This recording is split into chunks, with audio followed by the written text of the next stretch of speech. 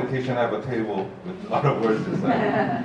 But to wrap up these, let's say vacant house vitalization was from those houses which was abandoned or not remodeled or used, because a lot of them were waiting for the redevelopment, big projects. But the big projects was planned but not really exercised because of the changes of the market, demography, and after the crisis and so on. So then they were kept abandoned, and then that can become a security issue. So the social enterprises started to look at this problem, and they thought, why don't we do as I explained? And then it's kind of succeeded. And like this, it was kind of in the first stage, it was kind of a grassroots initiative working with the public sector. It's all like a sub-renting system, except land lease there's a purchase kind of system. Yeah. So the primitive forms were already there in 2011, 12, 13. They didn't call it social housing, but it was the concept was like a social housing. That it's a social sector incentive initiative, and the public sector reacted to it. And sometimes they did it in the same time, and as it worked out as a governance. I will explain more if there's a question about this, but okay, they both benefit. The private landlords, they don't have to worry about empty rooms anymore, they don't have to worry about recruiting the tenants themselves, and they have like a minimum length of contract. And the tenants, they have also, they pay less than the market price, about 80%. And the price, they cannot raise more than 5% each 2 years, which in the market, there's no regulation at all, so it's kind of very severe condition. But once you get in social housing, you don't have to worry about your rent being increased so much or you being kicked out or something like that. So more institutional aspects.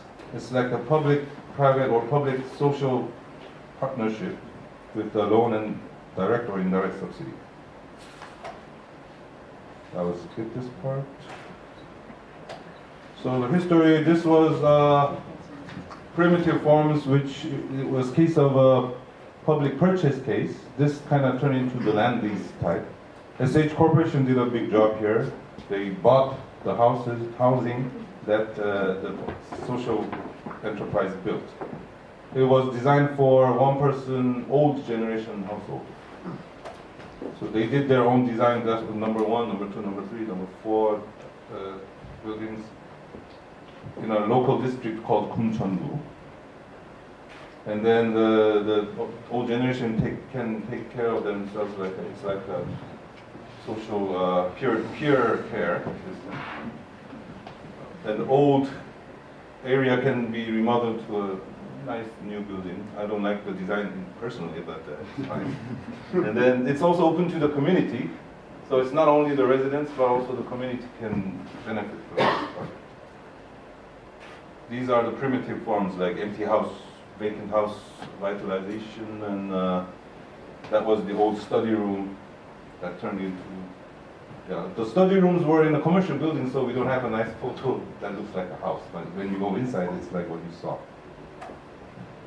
And these are the history, like in 2011, 12, 13, there was a local district office and the grassroots collaboration.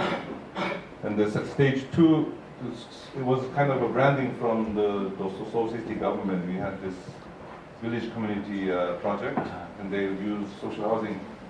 Yeah. And the last is the institutionalization, when we have a Korea Social Housing Association, our center, and a city ordinance. These are what we do. Again, these are the leaflets we give out for the tenants and so. So conclusion, it's a growing ivy. It's a grassroots coming out with the public buttress. I don't think they look really alike, but yeah. So these were the primitive forms. There were different kind of grassroots initiatives. They met the public buttress, so it's like growing ivy. We don't know if it's going to go up or go wider. If it's like 20 companies social companies with 2,000 units, then it will be 40,000. But we don't know if there will be less units per housing corporations or 원인 corporation or whatever you call in Korean. We don't know. We don't know which direction it will go, but I hope we can provide more housing somehow. And a social housing model will be a social sector bigger than the sector like a Dutch case, I think. We don't know if it's going to go as a conventional public housing model when the state does much role, or even I didn't draw here, but maybe we end up with the market role, with the market sector doing a big role. I think Hong Kong and Singapore is on kind of that side, but that's like a city-state. And Netherlands is twice as population, I think. And Korea has about, again, twice the population. So I don't know which is best for which country, but personally, because I'm a social housing center director, of course, yeah. So this is my conclusion. That was what I proposed as a definition. I think the Seoul social housing meets the definition with the blue and the green part. But we don't know yet about the market part because we don't have enough tenants to actually give us, but we'll see. Thank you.